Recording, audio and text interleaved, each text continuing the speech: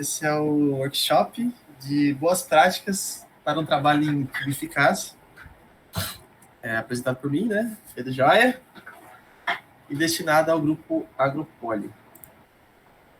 Bom, para começar, eu peguei essa frase aqui que eu achei que, tipo, sintetiza bem, assim, o que esse workshop quer apresentar. O talento ganha partidas, mas o trabalho, a equipe e a inteligência ganham campeonatos, né? Dizem que é do Michael Jordan, né? Essas coisas nunca dá pra saber de quem é mesmo, né? Mas é a pura verdade, né, velho? Tipo, o Jordan, que, na minha opinião, foi o maior jogador de basquete da história, ganhou 6 campeonatos. Mas sem a equipe dele, tipo, não ia rolar nada. Então, a gente tem que a gente tem que ter consciência de que sozinho a gente não faz grandes feitos, né? A gente pode viver sozinho, a gente pode suprir nossas necessidades sozinho e achar que a gente é alguém muito foda por só fazer isso. Mas na realidade, tipo, a gente fazer grandes feitos, o homem, tipo, chegar na Lua, sei lá, ganhar uma guerra e tudo mais, a gente precisa trabalhar em grupo e com certeza isso potencializa o trabalho, né? A gente tem que valorizar as pessoas com quem a gente trabalha. O workshop inteiro foi basicamente baseado nesse livro, que chama Os 5 Desafios das Equipes, esse aqui. É um livro bem barato, aí você consegue comprar por uns 30 conto na Amazon. Ele é bem curto também, tem 200 páginas. Ele apresenta, tipo, tudo que eu vou apresentar a vocês, só que numa forma de uma narrativa totalmente fictícia, assim, de uma moça de idade já que acaba assumindo a liderança de uma startup, onde os diretores são pessoas mais modernas, mais jovens, e ela tem que usar os conhecimentos. E era uma startup que os diretores estavam meio que em desarmonia, e ela vai aplicando os conhecimentos desse livro para sanar esses problemas da startup. Eu recomendo que leiam. Eu li em um dia isso aqui. Eu vou basicamente apresentar uma síntese aqui, só que é sempre bom ler. E o legal é que no final dele também ela tem umas tabelinhas que você pode estar usando em equipe, sabe? Umas tabelas que ajudam a identificar problemas da sua equipe, algumas formas de resolver, umas ferramentas de resolução de problemas que eu não vou estar conseguindo abordar aqui, porque senão ia ter 2 horas de workshop. Mas, se a gente pegar esse livro aqui e resumir, em uma imagem é essa, tá? Esse livro ele constrói um negócio chamado Pirâmide das Disfunções. A Pirâmide das Disfunções, ela começa na base. Então, a base dela é a disfunção de falta de confiança e vai se conectar. Eu vou explicar como é que ela se conecta com os de cima, vai tudo se conectando, se intercalando, até a gente chegar na falta de atenção aos resultados. E eu vou estar apresentando para vocês, tipo assim, o impacto que isso gera, por que isso acontece, o vínculo que essa disfunção tem com a que vem de cima dela e como sanar esse problema, tá? Tipo, essa pirâmide não é um negócio assim underground, assim, pouco conhecido, tá? Esse livro, essa obra deve ter, acredito que seus 30 anos, assim, e é uma metodologia muito utilizada em qualquer empresa aí, tipo Vale Silício, qualquer empresa grande vai utilizar essa metodologia em grupos, tá? Então, botem fé que o negócio acontece mesmo. Então, eu vou começar aqui falando da primeira disfunção, que é a falta de confiança. Isso vem da falta de vontade de cada um de se mostrar vulnerável dentro do grupo. Membros de equipe que não se abrem com os outros sobre seus erros e fraquezas impossibilitam a criação de uma base de confiança entre eles. Numa equipe, confiança é a certeza que seus membros têm boas intenções entre eles, de que não há motivos para eles ficarem na defensiva e ter reservas em relação ao grupo. Então, é basicamente você saber que as pessoas não têm má intenção com você. Isso te dá mais liberdade para você ser quem você é e fazer o seu trabalho. Então, os colegas de equipe devem se sentir à vontade para se permitirem ser vulneráveis à frente dos outros. É um processo difícil, pois na formação educacional nós aprendemos a ser competitivos e protetores de nossa reputação. Mas desfazer o padrão é essencial para que essa disfunção seja combatida. Em grupos onde isso não ocorre, os membros perdem uma enorme quantidade de tempo e energia administrando seus comportamentos e interações com os demais. Os membros temem reuniões e evitam pedir ajuda e oferecer ajuda também. Então, você meio que se coloca num molde onde você tenta maquiar o seu verdadeiro você, e isso faz com que você perda tempo e qualidade de trabalho, enfim. Você não dê 100% do seu potencial no seu trabalho. Então a gente tem que combater isso, e como eu disse, é algo muito difícil porque é natural para a gente defender nossa própria reputação. É essencial que isso seja... Perdão, tinha esquecido de passar o slide. Estou com duas telas aqui, também confuso. E outra coisa, se quiserem perguntar, pelo amor de Deus, me interrompam aí, hein, Tadak, Bertan. Tá uma síntese do que eu falei agora. Mas é isso, a gente tem que combater esse consenso que a gente tem de sempre se mostrar que a gente é melhor em tudo que a gente está fazendo.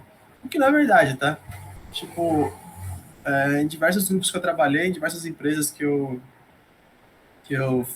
ofereci serviço, isso era muito recorrente, tipo assim, às vezes você pede para uma pessoa fazer uma atividade, sei lá, no Python, por exemplo, em vez de uma pessoa falar que ela não sabe fazer, ela vai falar que sabe fazer, e aí, tipo, ela vai fazer meio que mal feito, porque ela realmente não sabia. Então, tipo, ela tá perdendo o tempo dela fazendo algo que ela não sabe e que ela não tem tempo de aprender agora. Eu vou perder meu tempo porque eu vou ter que vou perder o tempo dela fazendo trabalho ruim, vou ter que receber o trabalho ruim e mandar outra pessoa fazer. Então, tipo assim, isso é uma disfunção absurda, assim, em produtividade, e é por isso que ela deve ser combatida. Alguém quer falar alguma coisa? Eu quero comentar uma coisa que, tipo, isso é uma coisa que a gente pode observar bastante também em trabalhos em grupo. Por exemplo, na Poli, algumas disciplinas, você junta os caras ali que não têm confiança entre si e isso causa vários problemas, assim. Você não consegue administrar direito as funções, etc. E as pessoas não conseguem ser, tipo, honestas com as suas dificuldades e aí o resultado do trabalho sempre acaba saindo aquém do desejado. Exatamente, exatamente. Se a gente for sincero conosco, a gente vai conosco, não. Se a gente for sincero conosco e com a equipe, o trabalho final vai ser muito mais fino. Porque, tipo, nós três aqui, o Bertan e o Celso, o Tadak, eles manjam muito mais de programação do que eu, tipo, absurdos. Então, tipo assim, pra que eu vou fazer um trabalho de programação, saca? Eu posso fazer um trabalho, sei lá, usando um Silab, alguma coisa do tipo. Então, tipo, essa disfunção é o primeiro passo para uma equipe desestruturada, tá? Eu vou passar esse... Opa. Tá. Eu não gosto muito de ficar lendo slide, tá? Mas o livro ele passa pra gente um comparativo entre uma equipe que tem confiança e uma equipe que não tem confiança.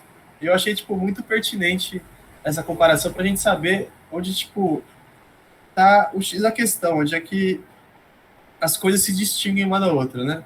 Então, membros de equipe com falta de confiança escondem fraquezas e erros, hesitam em pedir ajuda e dar feedbacks, hesitam em oferecer ajuda a pessoas que atuam fora de suas áreas de responsabilidade, tiram conclusões precipitadas sobre as interações e aptidões dos outros, sem tentar esclarecê-las, não reconhecem ou exploram as experiências e habilidades uns dos outros, perdem tempo e energia controlando o próprio comportamento para causar boa impressão. Isso, tipo, ocorre absurdamente, tipo, ainda mais essas empresas de consultoria. Perdão. Ainda mais nessas empresas de consultoria, tipo, todo mundo quer ficar de nariz empinado, ninguém abaixa a guarda, saca? Então, tipo, um conflito de egos ali. Guardam mágoas, temem reuniões e encontram motivos para evitar, passar algum tempo junto de colegas, enfim. Isso é uma equipe com falta de confiança.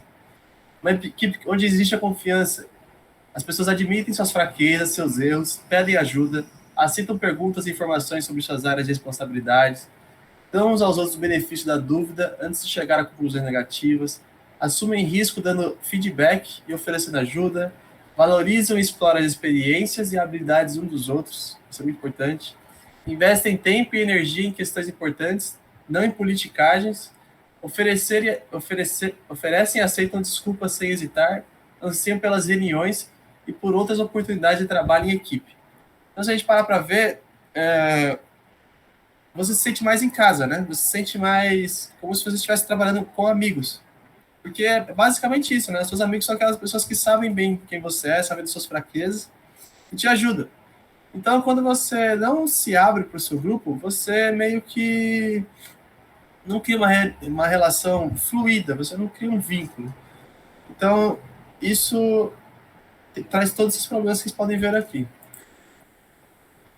Principais ferramentas que a gente usa para combater essa disfunção, tá? Eu não vou detalhar todas, algumas são autoexplicativas, tá?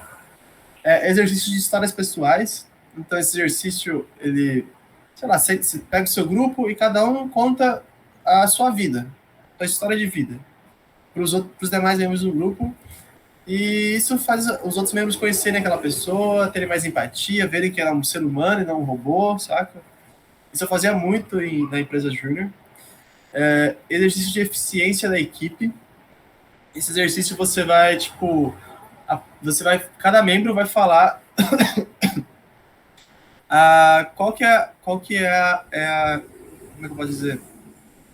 A real relevância que cada outro membro tem para a equipe, qual a real contribuição que aquele membro traz para a equipe. O Tadaki, ele é um ótimo gestor. O Bertan é um ótimo programador. Fulano... Então, enfim, é isso. Tipo, a gente nesse sentido. Perfis de preferência e personalidade de comportamento. Esse, tipo, é um teste psicológico aí, tipo... É um teste psicológico, tipo, já tem umas perguntinhas já padronizadas. E aí, tipo, a partir dessas perguntas, sai um perfil de personalidade de cada membro. E aí, tipo, a liderança do grupo, ele lê esse perfil, ele vê quais disfunções aquele membro tem e lida melhor com elas. Bom, tem o feedback 360, exercícios experimentais em equipe. Esses são tipo The Office, assim, tipo, quando o Michael pega o pessoal para fazer alguma atividade dinâmica, tipo, fazer o cara segurar os braços e cair para trás, para outro segurar, essas coisas assim. Já bem menos utilizado, mas era o início dessas ferramentas, né? E o papel do líder para essa disfunção. Então, o líder deve ser o primeiro a demonstrar suas vulnerabilidades. Ele deve buscar estimular os demais membros fazendo isso, né? Ele também deve ser responsável por criar um ambiente que não puna a fraqueza. Isso é o principal ponto. Tipo assim, você pega uma consultoria, você pega uma empresa de mercado financeiro, se você demonstrar fraqueza, os caras vão te passar por cima. Por isso que é pouco eficiente. Então, o líder, ele deve criar esse ambiente, ele deve criar esse ambiente saudável para a pessoa poder se abrir e demonstrar que ela não sabe fazer algo. Porque é bem pouco intuitivo. Então, essa é uma disfunção chave, assim. Alguma dúvida até aqui? Check. Medo de conflitos é a segunda disfunção. A incapacidade de criar confiança, esse que eu vou falar agora é o vínculo da disfunção anterior com essa, é que a incapacidade de criar confiança é prejudicial, pois cria um ambiente propício para a segunda disfunção, que é o medo de conflitos. Os membros de equipe que não confiam nos outros são incapazes de promover debates acalorados em que não se meçam palavras. É exatamente isso, tipo, o medo de conflitos é buscar um debate que não se mede palavra, velho. Tipo, dê o seu sangue ali para defender teu ponto, saca? E, em vez disso, eles apelam para discussões veladas e comentários reservados. Então fica aquela coisa mais monótona, que não chega a lugar nenhum, uma discussão que pouco se extrai, certo? Então, as equipes que se envolvem em conflitos produtivos sabem que o único objetivo desse conflito é chegar à melhor solução possível no tempo mais curto. Seus membros discutem e decidem questões de maneira rápida e completa. Então, eles englobam todo o que eles podem estar falando naquela discussão e sendo incisivos nos seus pontos de vista. Eles saem de debates acalorados, sem ressentimento, sem dano colateral. A única coisa que eles saem de lá é com ansiedade e disposição para discutir o próximo assunto do tema. Conflito saudável é uma maneira de poupar tempo. Aqueles que evitam o conflito acabam condenados a revisitar os mesmos problemas inúmeras vezes, sem encontrar solução. Eles pedem às pessoas que relatem seus problemas individualmente, o que parece uma tentativa de amenizar o conflito de um tópico importante, e vem o mesmo assunto ser retomado novamente na reunião seguinte. Então, tipo, quantas vezes vocês... Eu lembro disso acontecer muito em trabalho da própria faculdade. Tipo assim, as reuniões às vezes repetiam o mesmo tema, porque ninguém tinha coragem de chegar lá e falar, mano, o problema é esse, porque a gente tá fazendo isso aqui errado, porque, enfim, não foi a decisão certa que a gente tomou anteriormente. Então, às vezes a gente pega o problema quando ele não é discutido de forma veemente mesmo, tipo, de forma agressiva, abordada de forma agressiva mesmo. É até estranho você falar isso para um trabalho em grupo, uma equipe, mas é a realidade. Tipo, quando a gente fala com ênfase e com vontade do que a gente está falando, a gente fala tudo que a gente pensa com a maior sinceridade possível. Então, tipo, com certeza vai sair alguma solução dali. Para combater essa disfunção, alguém, Tadá, quer falar alguma coisa? Eu gostaria de comentar que esse lance de trazer o problema para uma reunião e debater agressivamente realmente é uma coisa que eu experiencio assim no meu trabalho no Grêmio e eu acho extremamente eficaz. Eu não sei como um grupo trabalhando ele consegue avançar sem ter isso, porque realmente tem coisas que precisam ser resolvidas com ênfase e com a participação do grupo realmente participando de forma agressiva mesmo e expondo suas opiniões para chegar numa conclusão, né? Uhum. E é algo que, assim, é muito pouco, mais uma vez, muito pouco natural para as pessoas estimular esse tipo de conflito, ainda mais com pessoas que elas não são amigas, não são familiares, né? Então são pessoas do próprio ambiente de trabalho, então é muito, não é natural, é zero natural. Eu tenho uma experiência muito, não é válida a palavra, mas uma experiência que é exatamente isso, foi quando eu estava fazendo um workshop para Poli, uma matéria lá, que era a Introdução à Engenharia Mecânica, e a gente estava em grupos de 8 pessoas, assim, e juntaram 2 grupos para discutir ideias. E eu lembro que eu fiquei discutindo muito com o cara lá, o Raul, Gustavo Raul, que era na minha sala. E, tipo, a gente tava discutindo a fervo, assim, ele defendia um ponto, defendia outro. E, mano, tinha 16 pessoas na cal e ninguém mais falava nada. A gente ficou, tipo, uns 20 minutos debatendo, eu nem reparei o tempo passar. E quando acabou, tipo, tava todo mundo, assim, meio em choque, assim, falando, caralho, esse cara tá tretando mesmo, e cacete agora. E, mano, até hoje os caras acham que eu sou tretado com o Gustavo Raul, mas, tipo, eu e ele, mano, nós é puta amigo, assim, saca? Tipo, nada a ver. Então, é algo que as pessoas não sabem, não tem no dia a dia delas, não tá no senso comum esse tipo de atitude, né? Uhum. Mas, tocando mais pra frente, mais uma vez a tabelinha. Então, as equipes que temem conflitos, elas têm reuniões entediantes. Acho que faltou corrigir aqui. Então, tem reuniões entediantes, tá? Tem aquela reunião monótona, mesmo tempo tom de voz, sem muita gritaria. Cria ambientes propícios e politicagens e ataques pessoais. Então, tipo, aquele negócio de guardar o ressentimento, né? Ignoram questões controversas que não são fundamentais para o sucesso de equipe. Não exploram todas as opiniões e perspectivas dos integrantes de equipe, então elas guardam aquilo para elas. Perdem tempo e energia administrando riscos interpessoais e posturas. Então, mais uma vez, mais ou menos o que ocorre na discussão anterior, a pessoa ela perde tempo se policiando de demonstrar quem ela realmente é. Enquanto que equipes que se envolvem em conflitos têm reuniões interessantes e vigorosas. Isso é legal de se ver em reunião de pessoa de comercial. Eu lembro que a empresa Júnior fazia parte do comercial e do projeto. E o diretor de comercial, que era o Luizão, o cara batia na mesa, gritava e puta merda, era muito animado o negócio. E lá a gente realmente discutia tudo, tudo.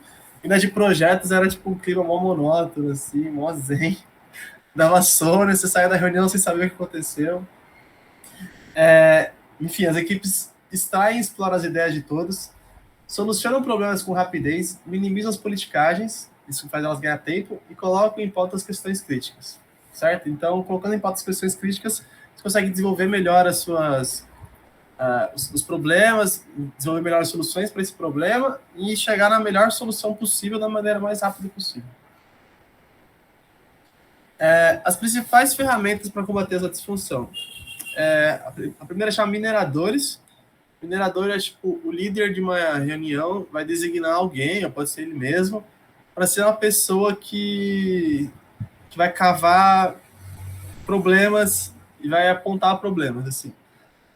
Então, tipo, ele vai funcionar meio como um causador de conflitos dentro da reunião. Eu nunca vi essa prática, não sei como é que ela pode ser melhor aplicada, mas é basicamente isso. Permissão em tempo real é uma prática que eu achei mais legal. Algum moderador, geralmente o líder, vai perceber que quando o debate começar a ficar muito acalorado, ele vai falar, pessoal, a gente está aqui para tal objetivo. Ele vai relembrar as pessoas de que tudo que elas estão fazendo ali é algo construtivo, é algo que está adicionando à reunião. Então, isso faz o pessoal, não digo amenizar, mas lembrar que não é nada pessoal, não é nada interpessoal, é só uma questão de achar a melhor solução possível. Tá? E instrumentos de modalidade de conflito, que é outra abordagem já, não vou dizer didática, assim, tipo, é uma sequência de atitudes para você chegar a uma abordagem de conflito. Enfim, tipo, eu não estudei essa parte, mas quem tiver interesse de ver esse TKI, fique à vontade. E o papel do líder é demonstrar moderação e permitir que o desfecho ocorra naturalmente. Então, ele não pode ficar forçando as coisas, muitas vezes forçando o final de uma reunião para chegar numa conclusão que ele queria chegar, sabe? Para ele poder chegar na diretoria e falar, olha, o pessoal concordou aqui com o que eu tinha falado mesmo, sabe? Então, ele não pode forçar o final de uma discussão, ele sempre tem que deixar aquilo ocorrer como deve ocorrer. Ele também deve ser referência quanto ao comportamento de discussão, buscando nunca evitar a discussão. Então, ele deve ser um cara tão ativo quanto qualquer membro, certo? E, claro, manter uma cordialidade na discussão. Não vai meter ataque pessoal. É só questão de trabalhos e é isso.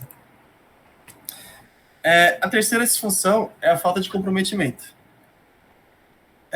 Como não expressam suas opiniões em debates abertos e acalorados, os membros de uma equipe raramente aceitam as decisões tomadas e não se comprometem com elas, embora finjam concordar com elas nas reuniões.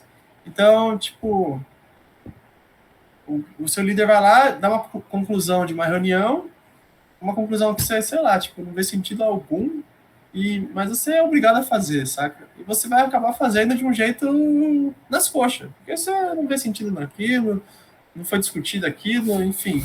Isso é o que mais acontece. Acho que eu mais poderia citar exemplos aqui. É uma das coisas que mais ocorre. Te passam atividades e você se sente fazendo algo que não chega a lugar algum, saca? Eu lembro um exemplo bom que eu tive disso. Uma vez eu fui fazer uma visitação em fábrica e uma mulher que estava me liderando, ela me passou uma planilha de dados para completar, que era horários de entrada e saída de caminhão. E aí, tipo, era um dia extremamente atípico e só, tipo, em 2 horas só passou 3 caminhões, sendo que, tipo, normalmente passa 50, saca? Aí, eu peguei esses dados e falei, mano, tipo, não tem o que fazer. Que análise eu vou fazer de 3 caminhões em um dia atípico? Ela, não, vamos fazer assim mesmo. Ela pegou o negócio e mandou fazer análise. E, tipo, eu não sabia o que fazer, então eu fiz basicamente de qualquer jeito, porque eu não tinha que conclusão tirar. Como é que eu posso, tipo, passar uma conclusão de uma planta de fábrica baseada num dia atípico onde passou 3 caminhões, saca? Então, como não houve a discussão colorada entre eu e ela, tipo, o trabalho ficou manhaca, saca? Agora falando um pouco mais da disfunção em si, né? As 2 maiores causas de falta de comprometimento são o desejo de consenso e a necessidade de certeza. Então, o consenso é aquilo que nem sempre a unanimidade é possível para uma decisão. Então, tipo assim, perdão, me embaralhei todo. A parte do consenso é que a gente deve perceber que nem sempre a unanimidade é possível para uma decisão. Mas os profissionais sensatos não precisam conseguir o que querem para apoiar uma decisão. Então, eles só precisam saber que suas opiniões foram ouvidas e analisadas. Então, no meu caso, se eu tivesse falado a mulher que aquilo não fazia o mínimo sentido para mim, que o dia era totalmente atípico e fazer uma análise daquilo é totalmente precipitada e irrelevante, ela poderia até falar, não, a gente vai fazer mesmo assim, eu iria fazer melhor, porque eu ia saber que ela viu meu ponto de vista, que para mim tinha uma lógica, só que ela contrapôs de outra forma. Então, isso dá a entender que ela já sabe dessas considerações e tem uma abordagem para isso. Então, o meu trabalho vai fazer mais sentido, certo? E quanto à certeza, mesmo que não seja possível saber se a decisão a ser tomada é a correta, os membros do grupo acatam uma decisão desde que o plano de ação seja claro. Então, é melhor tomar uma decisão com coragem do que ficar postergando a atitude, certo? Então, tipo, a gente não tem certeza de absolutamente nada. Mas a gente tendo um plano de ação certo, a gente tem mais garantias de que aquilo vai dar certo. Mesmo que não seja 100%. Então, a gente tem mais atitudes, mais vontade de fazer aquilo, certo? Bom, passando aqui para a tabelinha, uma equipe que não consegue se comprometer cria ambiguidades entre seus integrantes em relação à direção das decisões, né, e prioridades. Vê a porta se fechando devido à análise excessiva de demora desnecessária, né? Então, tipo, ela perde oportunidade por isso. Ela alimenta a falta de confiança e o medo de errar, né? Ela revisita discussões e decisões inúmeras vezes, seja um vínculo com até mesmo com a disfunção anterior. Ela estimula questionamento entre seus integrantes. Certo? Então, as pessoas se sentem... Perdão, pensei que tinha lido errado. As pessoas se sentem...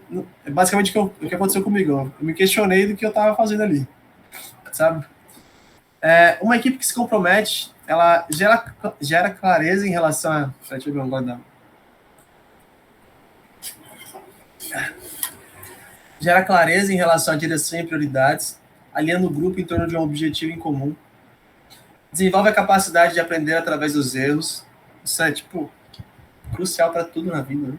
Aproveita oportunidades antes que os competidores façam isso. Segue em frente sem hesitação e muda de direção sem hesitação ou culpa. Tipo, eu não sei o que a gente chama de mudar de direção, a gente chama de pivotar, né?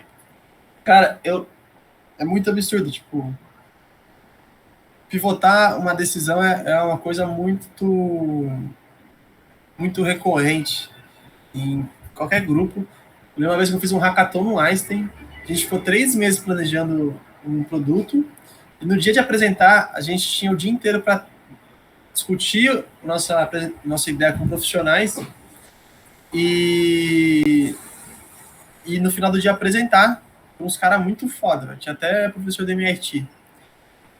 E eu lembro que no dia a gente pivotou a ideia totalmente, mas deu muito certo. A gente não ganhou o hacka, mas a gente se destacou muito, assim, e foi impressionante, tipo, o comprometimento de todo mundo com aquilo.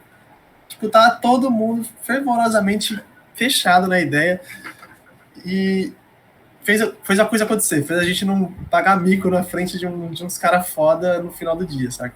A gente trouxe uma ideia realmente relevante. Então, essa disfunção é crucial, ainda mais por causa disso que ela traz, essa possibilidade de pivotar as coisas, tá?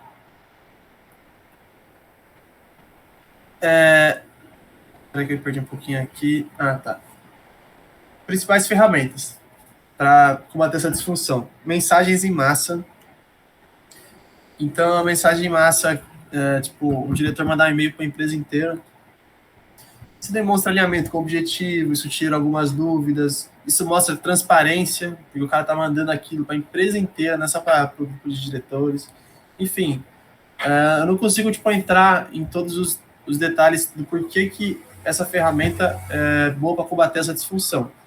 Mas essas pessoas empregaram, tipo, tiraram esse conhecimento empiricamente, né? Isso foi testado e funciona. Determinar prazos, isso é crucial, fazer um cronograma é muito importante. Contingência e análise do pior cenário possível. Então, isso é uma atividade onde você pega um problema, você faz a análise do pior cenário possível ver o que aquilo pode estar acarretando para a empresa, para o grupo, e perceber que os riscos que aquilo traz não são riscos tão grandes muitas vezes. Então a pessoa perceber que errar naquele cenário não é o fim do mundo, certo? E terapia de exposição ao baixo risco, ela é basicamente uma atividade que eu acho muito interessante, por sinal, que você vai simular não simular, você pode até mesmo aplicar na prática algo que dê baixo risco, e você pede para sua equipe fazer aquilo de maneira rápida. Então, tomar uma decisão sem pouca pesquisa, basicamente. E depois você fala para ela refazer a mesma coisa, só que fazendo muita pesquisa. E a conclusão que ela vai chegar é basicamente a mesma. É bizarro, isso acontece muito. Então, eu sempre falo, mano, as melhores ideias que a gente vai ter sempre são as primeiras. Né? Independente, não adianta você ficar, tipo, macetando a cabeça 1000 vezes, 2, 3, 4, 5 horas num problema. Geralmente a ideia que você vai adotar foi uma das primeiras. É bizarro. Diga, Tadaki. Eu sei que não tem nada a ver, mas, tipo, não sei por que eu me lembrei de, tipo, Algelim, tá ligado? Tu estuda pra caralho, aí você faz a prova e tira a mesma nota que se você não tivesse estudado nada. Pode ser, pode ser. É um ponto. Mas é basicamente isso, velho. Mas eu já testemunhei muito isso, especialmente em hackathon, tipo, brainstorm, design thinking, né? Tipo, o grosso, assim, tipo, as melhores ideias vêm sempre no começo, velho. Não sei porquê, mas tem alguns estudos que falam disso. Não vale muito a pena você ficar, tipo, sabe, pensando por horas e horas, assim. Vale muito a pena, vale zero a pena. Continuando, o papel do líder nesse cenário, né, nessa disfunção. Então, o líder deve se mostrar à vontade diante da perspectiva de tomar uma decisão que possa se revelar errada em algum momento. Então, ele deve transmitir sempre confiança. Né? Porque se teu líder não transmite confiança, tipo, a situação é calamitosa. Pô. Você não vai saber por que está fazendo aquilo, você não vai ter garantia, você vai ter cagaço de fazer alguma coisa errada, enfim, tipo, é calamitoso. E o líder não pode supervalorizar a certeza e o consenso. Claro, a certeza e o consenso não são desprezíveis, assim, eles são relevantes, mas a questão é supervalorizar eles. É aquilo, a gente não precisa de... Os bons profissionais não precisam de um consenso, eles não precisam aceitar uma ideia para trabalhar bem elas. Eles precisam saber que o ponto de vista deles foi ouvido. E a certeza é a mesma coisa, tipo, a gente não consegue ter certeza de nada. A gente só precisa saber que a gente está trabalhando num projeto seguindo um plano de ação que foi discutido, certo? Foi discutido, talvez não por consenso ele foi aceito, mas todas as ideias foram abordadas. Tudo bem? A quarta, né? Quarta disfunção. É engraçado que, tipo, muitas das coisas aqui não são... Muitas, acho que todas aqui não são nada naturais, né? Tipo, evitar responsabilizar os outros. Tipo, meio que... não é dedurar, mas, tipo, apontar pro cara, apontar na cara do cara e falar, mano, não tá legal isso e pá. Enfim, é muito antinatural. Por isso que a gente tem que fazer realmente um esforço para combater elas. Então, enfim, como não se comprometem com um plano de ação, claro, até as pessoas mais focadas e motivadas costumam hesitar em chamar a atenção de seus colegas em relação às atitudes e comportamentos que sejam contraproducentes para o sucesso da equipe. Isso porque não há uma noção clara do que é esperado da equipe. Então, tipo assim, você não pode cobrar teu amigo que o código dele tá nhaca, sendo que tu não sabe nem para que aquele código funciona, você não sabe se tá manhaca, porque você não tem parâmetro, não existe parâmetro. Você não sabe o que era para ser o bom, o que era para ser o ruim. Você não consegue responsabilizar o cara por isso, certo? Então esse é o vínculo que essa disfunção tem com a falta de comprometimento, certo? A hesitação em chamar a atenção de um colega é natural, o medo de prejudicar um vínculo pessoal existe e é compreensível, certo? Porém, não expor uma reclamação deteriora essa relação à medida que começa a surgir ressentimento mútuo por não chegarem a uma expectativa e afetar os padrões do grupo. Então, tipo, a longo prazo é prejudicial você não fazer isso, porque as relações no grupo vão ficando pouco saudáveis, você se culpa por não ter tomado uma atitude cobrando a pessoa se culpa por ela mesma não ter se tocado, que ela não tá fazendo um negócio legal, alguém não ter avisado ela, enfim. A longo prazo é muito ruim esse negócio de evitar prejudicar um vínculo pessoal, certo? As pessoas têm que ser profissionais no trabalho, qualquer que seja, um trabalho entre amigos, um trabalho numa empresa, um grupo de extensão, enfim. Quer falar alguma coisa, Tadak? Eu queria falar de, tipo, porque isso me remeteu a casos, assim, de trabalho em grupo, em disciplinas que a gente já teve, que, assim, você sempre tem as pessoas que estão meio que liderando lá o projeto e tal, eles manjam mais e estão dispostos a fazer mais coisas. Aí eles meio que, eles não conhecem direito o grupo em que eles estão, aí eles colocam algumas tarefas para as outras pessoas, não conversam direito, não conseguem o resultado que querem e aí ficam responsabilizando essas outras pessoas, sem ter uma comunicação prévia, sem cobrar, sem conversar para ver o que está acontecendo direito, se foi justo mesmo a distribuição, qual é a dificuldade, é esse tipo de questão. Aí o resultado é claro que não vai sair do jeito esperado e ninguém vai sair satisfeito do Exato. trabalho. Tipo, na faculdade é o que mais ocorre. Às vezes você vai fazer um trabalho em grupo, mas já mais passando, tive diversas vezes isso aconteceu. Grupos muito grandes e tem muitos amigos seu no grupo, né? E tem caras que não vê que o grupo é muito grande, o bagulho tá sendo tocado já e senta a bunda no chão e não faz nada, saca? Então, tipo, você não cobra a atitude daquela pessoa, em contrapartida daquilo, o trabalho dela vai ser repassado para todo outro grupo, certo? Então, o trabalho que era para 8 pessoas vai ser feito por 7. Então, tipo, é totalmente prejudicial a longo prazo. Isso acaba criando uma atrito, assim, você acaba vendo aquele teu amigo que você não cobrou de uma outra forma, tu acaba vendo o cara como um preguiçoso, desinteressado, que não se preocupa com você ou com os outros. Então, é muito importante a gente já abordar essa questão logo de cara, que a gente perceber, dar esse feedback para aquela pessoa, e muitas vezes até mesmo denunciar o comportamento dela para uma liderança, se preferir em off, se preferir com a própria pessoa junto, enfim. Não é algo natural esse negócio da gente dedurar as pessoas ou criticar elas, assim, mas é algo que enfraquece um trabalho de grupo eficaz, certo? Então, levantar as críticas e reclamações de uma pessoa deve ser visto como uma forma de demonstrar respeito por ela, porque aponta uma grande expectativa que você tem em relação ao desempenho dela mesma, né? Então, quer dizer que você está reconhecendo as capacidades dela, né? Você, tipo, fala, mano, você tem que melhorar isso aí, você está querendo dizer que ela pode fazer mais do que ela apresentou, sabe? Você sabe que ela pode. Então, uma equipe que evita responsabilizar cria ressentimento entre os integrantes que possuem diferentes padrões de desempenho. Aquele negócio do cara que não faz nada, e o cara que faz, colocar o nome do cara que não fez nada no grupo, todo mundo acaba colocando. Né? Estimula a mediocridade, perde prazos fundamentais, coloca sob os ombros do líder o fardo injusto de ser a única fonte de disciplina. Enquanto que uma equipe que cobra e responsabiliza seus membros faz com que cada membro que tenha um mau desempenho sinta-se pressionado a melhorar. Então, cria-se um ambiente de pressão realmente.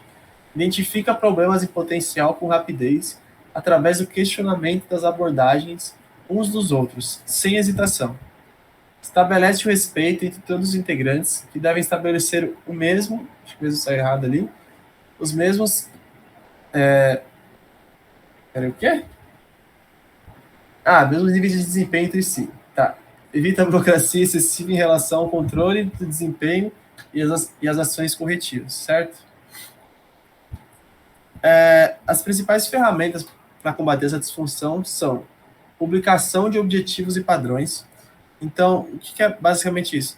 Existe um site muito legal que eu estou até agora tentando usar ele aqui, mas eu não estou conseguindo fazer acesso porque parece que só meio corporativo consegue fazer. É um site chamado Culture Rocks. Ele mostra uma ferramenta chamada OKR, acho que o Tadak deve conhecer, não sei se o Bertan conhece. Você consegue fazer acompanhamento de objetivos, certo? E você consegue designar os objetivos das pessoas, enfim. É uma forma de você fazer uma interface de obrigações, certo? Então, o líder ele consegue ter uma interface. O Joãozinho está responsável por lavar o Fusca, o Pedrinho por secar a Porsche, sei lá. E aí ele consegue saber o que cada um está fazendo e, consequentemente, se o cara não fizer, ele vai lá e dá uma dura. E revisões de progresso e simples e regulares. Então, esse site faz a mesma coisa. Então, tipo assim, se o Joãozinho tinha que lavar 10 Fuscas, vai aparecer lá que ele lavou 9, 8, 7, 9, 10, enfim. Você consegue fazer um acompanhamento de qualquer métrica. Tipo, a gente usava muito na empresa Júnior para ver o faturamento de um núcleo no ciclo. Então, tipo, tinha lá a meta de 300 mil, a gente conseguia ver o quanto de dinheiro a gente estava, eles iam atualizando. Mano, isso é muito importante, velho, muito importante. E recompensar a equipe, velho. Tem um detalhe que recompensas nunca devem ser monetárias, ou tipo assim, monetária, ou por meio de, sei lá, um celular, um prêmio físico, sabe, comercial. Deve ser feito por meio de outras coisas, assim, sei lá, o direito de usar um banheiro privativo, o direito de ganhar, de usar 10 cápsulas de café por dia, porque você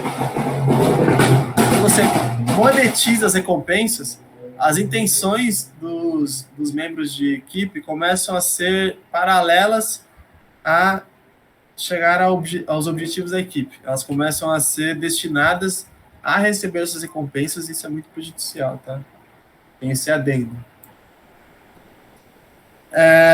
E o papel do líder, ele tem que servir como, a palavra, não sei se é árbitra certa, árbitro decisivo, mas ele tem que servir como aquele que, uma imagem não autoritária, mas alguém que realmente cobre, alguém que realmente cobre resultados, certo? Ele tem que se demonstrar alguém que cobre resultados. Isso fomenta os demais membros essa questão de cobrar os resultados. Então, se o gerente cobra resultado, o coordenador vai cobrar resultado do analista, o analista vai cobrar resultado do trainee, enfim. E a nossa última disfunção é a falta de atenção aos resultados, tá? Então, se os membros de equipe não forem cobrados por suas atribuições, eles ficarão mais propensos a voltar suas atenções às próprias necessidades. A falta de atenção aos resultados ocorre quando os membros colocam suas necessidades individuais, como, por exemplo, ego, progresso na carreira, atingir grandes cargos, reconhecimento até mesmo, ou até mesmo as necessidades do seu departamento ali, acima do objetivo coletivo da equipe, certo? Então, essa disfunção se deve a dois principais fatores encontrados em equipes. O primeiro é o status de equipe. Isso é legal a gente tomar adendo, porque é o que pode ocorrer com a gente, tá? Para membros de algumas equipes, o simples fato de pertencerem a elas já os satisfazem. Dessa forma, alcançar os resultados desejados deixa de ser uma tarefa definitiva para os membros e ele não imprime grandes sacrifícios ou enfrenta inconveniências para chegar a esse resultado. Isso pode ocorrer em grupos de políticos, departamentos acadêmicos, empresas de muito prestígio. Então, vou dar algum exemplo aqui. Por exemplo, vamos supor que você faça parte de um grupo de caridade, sei lá, Médicos Sem Fronteira. Pô, você é o suprassumo da antropologia, tá ligado? Tá lá na casa do chapéu salvando gente para não ganhar nada. Então, tipo assim, essa pessoa, ela na cabeça dela, ela já tá fazendo o máximo que ela pode. Que ela já tá sacrificando, e tá fazendo aquele trabalho voluntário, e logicamente é um puta sacrifício, enfim. Só que ela não vai imprimir maiores sacrifícios do que aquilo que ela já está fazendo no padrãozinho ali do Médicos Sem Fronteiras. Não criticando Médicos Sem Fronteiras, pelo amor de Deus. Mas é tentando explicar esse status de equipe de uma forma mais visível. Então a pessoa, tá satisfeita onde ela chegou e por causa daquilo ela não vai se mexer muito, assim, certo? E o outro status é um status pessoal, né? Que isso pode ocorrer em qualquer equipe, e é a tendência natural dos indivíduos, né, dos membros, em focar no aprimoramento de seus próprios cargos e planos de carreira, né, à custa da equipe. Então, é aquele cara que não se importa muito com um projeto, não se importa muito com uma meta, ele quer chegar lá em cima e ele vai atropelar o que precisa ser atropelado para ele chegar lá em cima, certo? Então, ele não está nem aí para os resultados. Então, a tabelinha é uma equipe que não foca nos resultados, fica estagnada, não progride, certo? Raramente supera seus concorrentes, perde funcionários voltados para alcance de objetivos, então o cara vai ficar ali batalhando para chegar no objetivo, vai ver que não vai chegar e vai se mandar dali. Ou ele vai até mesmo se estagnar, falar, o negócio não vai rodar, então chega para mim. Estimula seus membros a concentrarem nas próprias carreiras e objetivos individuais e perde foco facilmente, certo? Já uma equipe que foca nos resultados, ela mantém os funcionários que focam, nos resultados, né? Minimiza o comportamento individualista, as pessoas começam a pensar mais coletivamente, fica feliz com o sucesso e sofre profundamente com o fracasso, beneficia-se de indivíduos que renunciam aos próprios objetivos e evita distrações, certo? As principais ferramentas para combater essa disfunção é a declaração pública de resultados. Então, além de você fazer aquele acompanhamento, quando você chegar numa meta, você valorizar que você chegou naquela meta. Né? Não é você só passar por ela e já botar outra. É você falar, gente, conseguimos, mas é foda, e blá, blá, blá, blá, blá, blá. E a recompensa com base em resultado. Mais uma vez, não monetária, não material. É uma recompensa que o líder, às vezes um dia de folga, poder ter a preferência num certo trabalho, poder participar de uma entrevista para aumento de cargo, enfim. E o papel do líder para essa disfunção é mostrar-se altruísta e objetivo.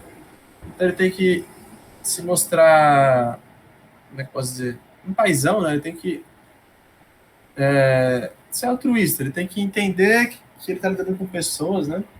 E ele tem que ser objetivo também para demonstrar que ele está seguindo um caminho e as pessoas saberem, os membros saberem que ele está seguindo um caminho e um caminho lógico, e dessa forma eles poderem seguir o próprio líder, né? Recompensar e reconhecer, né? Então, reconhecimento em reuniões é muito importante. Eu fazia muito isso em empresa júnior. No final da reunião, as pessoas tinham livre fala assim para reconhecer um colega de equipe, uma pessoa da empresa. E isso dava, tipo, isso era muito bom para a pessoa, tipo, para ambos, para a pessoa que reconhecia e para a pessoa que era reconhecida. Era muito legal. Uma prática muito 10. Antes de falar as perguntas, eu queria mostrar que vocês puderam ver que, tipo, todas as disfunções, elas estão conectadas. Então, não adianta a gente tentar... A gente, tipo, tá num grupo, a gente percebeu que o grupo tem falta de comprometimento, chegar ali nas ferramentas para combater falta de comprometimento e aplicar todas. Ou todas, ou uma, e ficar aplicando. E tentar, tipo, combater essa disfunção. Não vai rolar. Porque o teu grupo pode ter falta de comprometimento, mas pode ter falta de confiança. E aí tu vai ter que combater a falta de confiança para combater o medo de conflito, para combater a falta de comprometimento. Então, tudo se teu grupo tem isso aqui, quer dizer que ele teve tudo isso aqui. Que ele tem tudo isso aqui, certo? Então, não adianta a gente pular etapas aqui. Ela tem que começar da base, certo? Eu tenho que dar uma aqui.